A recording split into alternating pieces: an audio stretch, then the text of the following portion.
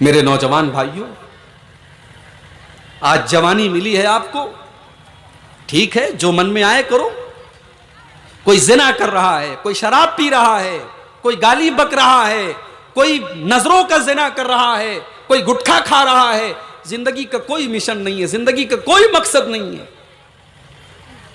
मगर याद रखो, ये जो जवानी हमें और आपको मिली है, इस जवानी का हिसाब हमें कल कयामत के दिन देना पड़ेगा। इस जवानी का हिसाब हमें और आपको कल अल्लाह की बारगाह में देना पड़ेगा।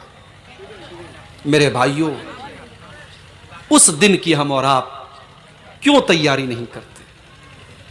उस दिन के बारे में हम क्यों नहीं सोचते?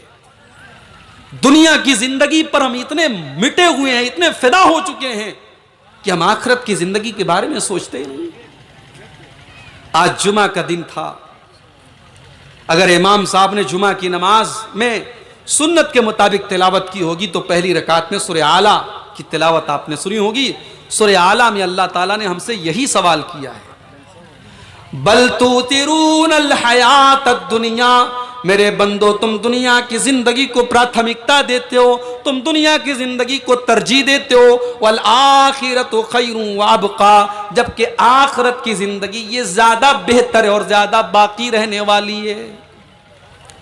दो चार वाकयात आपको सुना के बाद खत्म करता हूं कि सहाबा ने अपनी जिंदगी के इस मकसद को समझा था मेरे भाइयों, और इसीलिए सहाबा के अंदर करप्शन नहीं था, सहाबा के अंदर बेईमानी नहीं थी, सहाबा के दिलों में चोर नहीं था।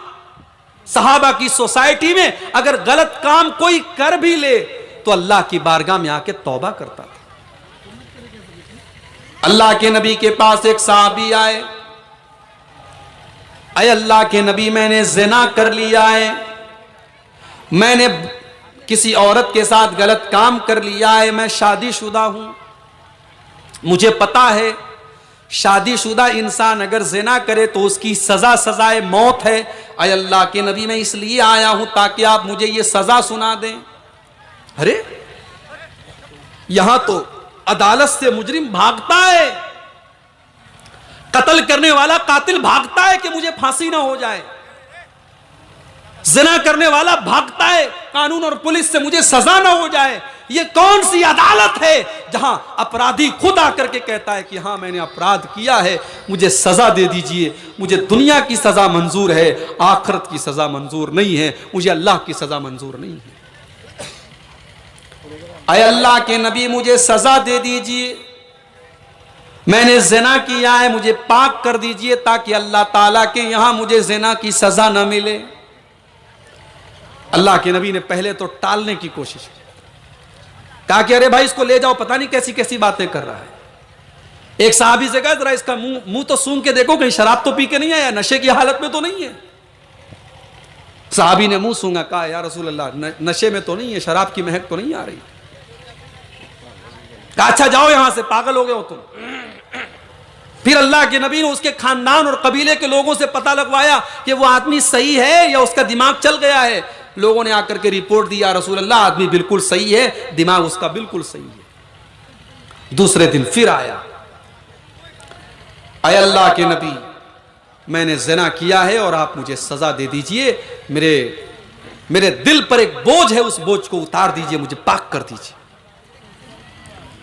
अल्लाह के नबी ने हुक्म दिया, जमीन में गड्ढा खोदा गया, उस आदमी का आधा धड़ गड्ढे में डाला गया, पत्थरों से मार मार करके उस आदमी को हलाक कर दिया गया।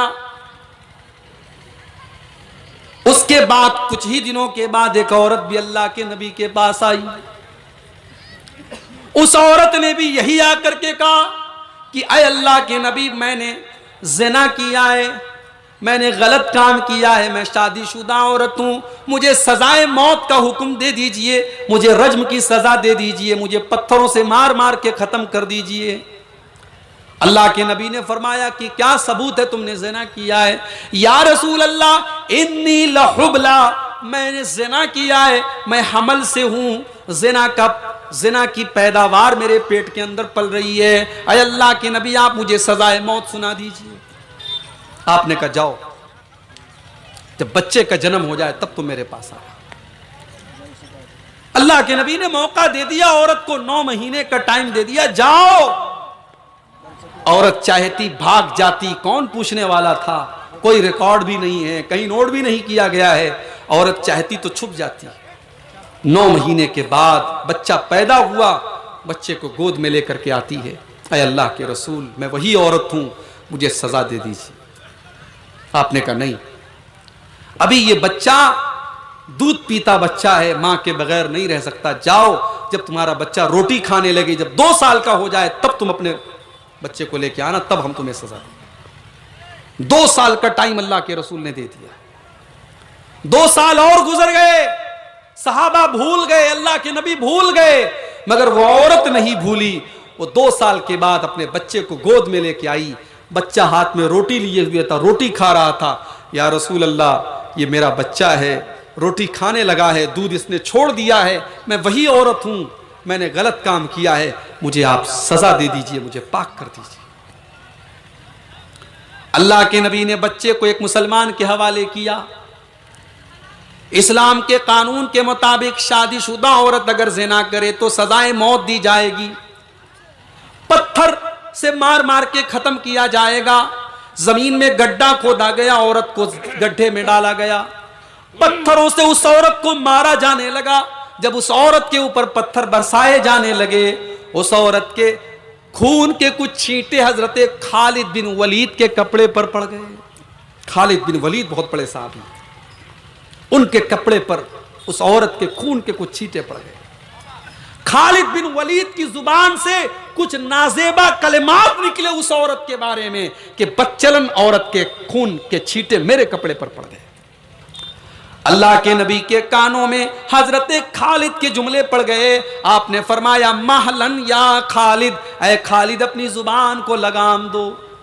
ऐ खालिद, ये मत भूलो कि इस औरत ने तौबा की है, ये चाहती तो गायब हो जाती, ये चाहती तो कहीं चली जाती, मगर इस औरत के दिल में अल्लाह ने तौबा का ख्याल डाला था। और ये बेचारी इसलिए अपनी जान देने के लिए आई थी ताकि कल अल्लाह ताला के यहाँ इसको ज़िना की सजा न मिले। ऐ खालिद, लक़द ताबत तौबतन लौ ताबहा साहिब मुक्सिन लगुफ़िर लहू। ऐ खालिद, इस औरत ने तो इतनी सच्ची तौबा की है, अगर कोई बहुत बड़ा चोर और डाकू भी ऐसी तौबा कर लेता तो उस डाकू को भी अल्लाह ताला माफ कर देता, उस चोर को भी अल्लाह ताला माफ कर देता, जैसी तौबा इस औरत ने की है।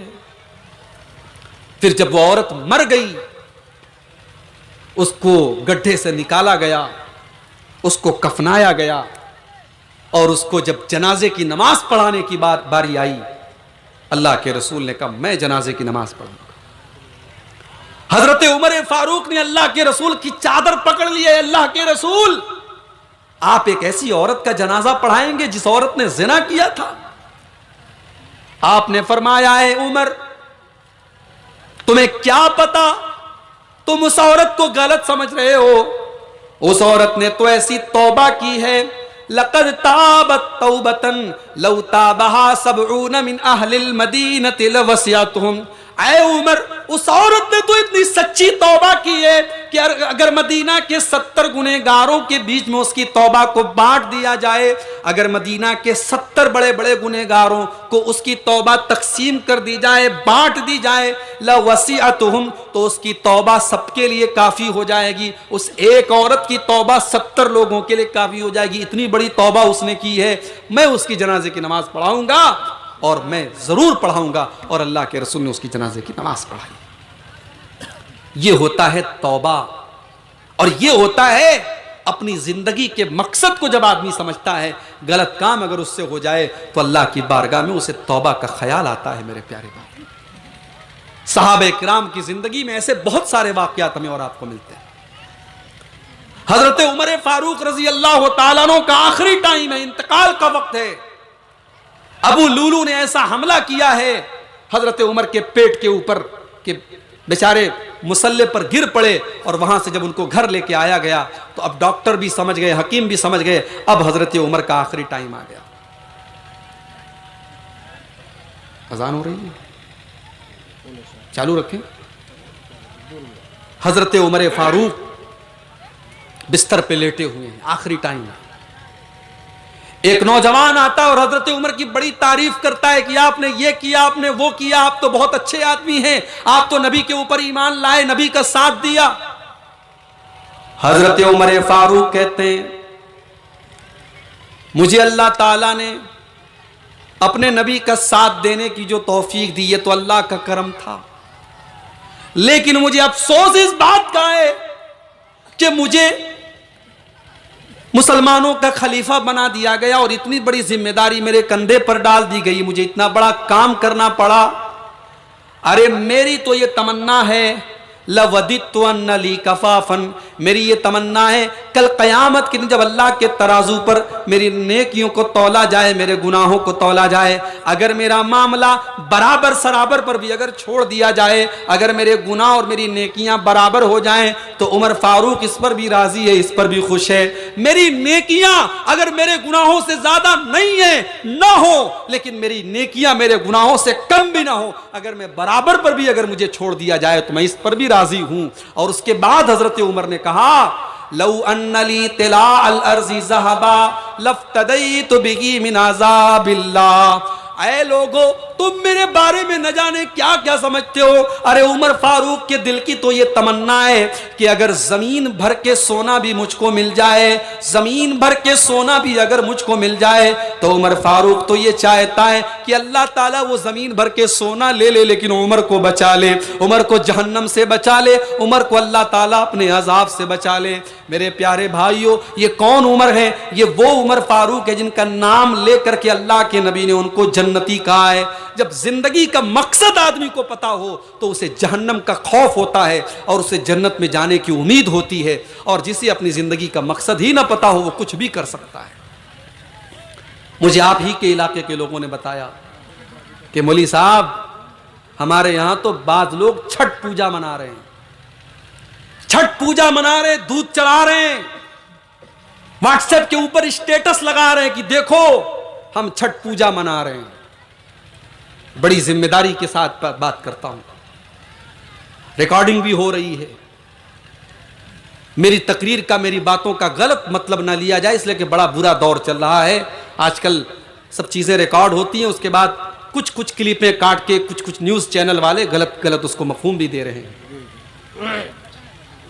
हम इस देश में हिंदू मुस्लिम एकता को बहुत अच्छा समझते हैं, आपस में प्यार मोहब्बत सौहार्द होना चाहिए, लेकिन आपस के प्यार मोहब्बत और सौहार्द का यह मतलब नहीं है मेरे भाइयों कि आप मुसलमान होकर के शिरकिया काम करें।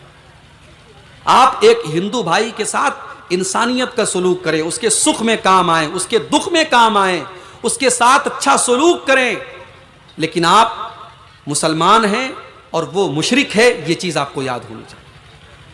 छठ पूजा उनका शिरकिया त्यौहार है, हमारा कलमा ला इलाहा इल्लल्लाह है, हमारा माबूद एक है और वो अल्लाह है। हम किसी और देवी और देवता की पूजा ना तो करते हैं और ना करने को सही समझते हैं। मुसलमान पूजा करे, मुसलमान शिरकिया कामों में हिस्सा ले और फिर उसको स्टेटस पर लगाए, उस पर फख्र करे, डूब मरने की बात है, चुल्लू भर पानी में डूब मरने की बात है। इसी बिहार में बाज इलाकों में, पटना के बाज इलाकों में मैंने देखा धनतेरस का त्यौहार आया, मुसलमान औरतें मार्केट में घूम रही हैं। मुझे पटना के भाइयों ने बताया मौली साहब आज धनतेरस का दिन है और आज बहुत सारी मुसलमान औरतें घर से निकलती हैं कि आज के दिन कुछ ना कुछ जरूर खरीद के जाना है, झाड़ू ही सही खरीदना है, आज का दिन मार्केट से खाली हाथ नहीं जाना है। ये हमारे हिंदू भाइयों की आस्था है, उनका अकीदा है। मुसलमान औरतें भी इस तरीके का अकीदा रखती हैं। मेरे भाइयों, हम इस दुनिया में एक ऐसा दीन लेकर के आए हैं जो दुनिया के लिए रहमत है, मगर उसी दीन ने हमको और आपको यह भी तालीम दी है, कुल या अय्युहल काफिरून ला आबुदु मा ताबुदून वला अंतुम आबिदूना मा अबुद। ऐ नबी आप ऐलान कर दीजिए और अल्लाह को जो लोग नहीं मानते, जो काफिर हैं, जो मुशरिक हैं, उनको बता दीजिए कि तुम जिसकी पूजा करते हो उसकी पूजा मैं नहीं करता, और जिसकी मैं इबादत करता हूं उसकी इबादत तुम नहीं करते। लकुम दीनुकुम वलिय दीन, तुम्हारा दीन तुम्हारे साथ है, हमारा दीन हमारे साथ। अपने ईमान की वैल्यू को समझो मेरे भाई, अपने बच्चों को ऐसा ईमान बताओ, अपनी बच्चियों को ऐसा अकीदा और ईमान की बातें बताओ। जलसे बहुत करा चुके आप, थोड़ा कुछ मोटे मोटे बुनियादी काम भी करो। आपकी लड़कियां जो कॉलेज में पढ़ रही हैं, जो यूनिवर्सिटी में पढ़ रही हैं, बीए कर रही हैं, बीएससी कर रही हैं, उनको इतना तक नहीं पता कि ला इलाहा इल्लल्लाह का क्या मतलब है। उनके माथे पर तिलक भी लग जाता है, वो होली की मुबारकबाद भी दे रही हैं, वो दिवाली की मुबारकबाद भी दे रही हैं, और वो शिरकिया कामों में भी लग रही हैं। अपनी बेटियों को और अपनी बहनों को ईमान के बारे में बताओ, तौहीद के बारे में बताओ। अगर आपने नहीं बताया तो याद रखो आपने बहुत घाटे का सौदा किया है। वल अस्र इन्नल इंसान लफी खुस्र, इंसानियत सारी की सारी घाटे में है। चार चीजें जिसके अंदर हैं सिर्फ वही घाटे में नहीं है। इल्लल्लज़ीना आमनू व अमिलुस्सालिहाती व तवासौ बिल हक्की व तवासौ बिस्सब्री, जो लोग ईमान लाए और जिन्होंने नेक अमल किया और जिन्होंने हक बात की, एक दूसरे को नसीहत की, और जिन्होंने सब्र की, एक दूसरे को नसीहत की। ये चार काम और चार क्वालिटी जिसके अंदर पैदा हो जाए वही फायदे में है, बाकी सब घाटे में है। ये चंद बातें थी। जिंदगी का मकसद क्या है, दुनिया की जिंदगी का हमारा मकसद क्या है और आखिरत की जिंदगी की हकीकत क्या है, इस मौजू पर मैंने थोड़ी देर आपके सामने रोशनी डाली है। अल्लाह से मैं दुआ करता हूँ रब्बुल आलमीन हम सबको अपनी ज़िंदगी के मकसद को पहचानने की तौफीक अता फरमाए। रब्बुल आलमीन हमें शिर्क और इर्तिदाद के फितने से महफूज रखे। रब्बुल आलमीन हमारी लड़कियों को, हमारी बहनों को, हमारी मुसलमान औरतों को ख़ास तौर से इर्तिदाद के और कुफ्र के फितने से महफूज रखे। अल्लाह हमारे मुल्क के अमन, शांति और सौहार्द को बनाए रखे। अल्लाह इस मुल्क के अमन चैन को बरकरार रखे। अल्लाह इस मुल्क को जालिमों के जुल्म से महफूज रखे। अल्लाह हमारी मस्जिदों की, हमारे दीनी इबादत गाहों की, हमारे मदरसों की, हमारे जानो माल की, हमारे इज़्ज़त व आबरू की हिफाजत फरमाए। जिस मदरसे की तरक्की के लिए आज का जलसा हो रहा है, अल्लाह इस मदरसे को दिन दूनी रात चौगुनी तरक्की अता फरमाए। जाते जाते मैं आपसे अपील करके जा रहा हूँ, मेरे बाद भी प्रोग्राम चलेगा और शायद फजर तक प्रोग्राम चलेगा। आप प्रोग्राम को सुनिए भी, उलमा के बयानात भी सुनिए। और ये इदारा नया है और अभी कमज़ोर है, इस इदारे को आप दिल खोल करके इस इदारे को अपना ताउन पेश कीजिए। और मैंने तकरीर के दौरान भी ये बात कही थी कि यही सब हमारे काम आएगा मेरे भाई। ये जो माल हमने अल्लाह की राह में लगाया होगा, अगर हमें अल्लाह ने दिया है तो अपना माल हम इस मदरसे में ज़रूर लगाएं। अल्लाह हम सबको इसकी तौफीक अता फरमाए। आमीन व आखिर दावाना अनिल हम्दुलिल्लाहि रब्बिल आलमीन। वस्सलामु अलैकुम व रहमतुल्लाहि व बरकातुहू।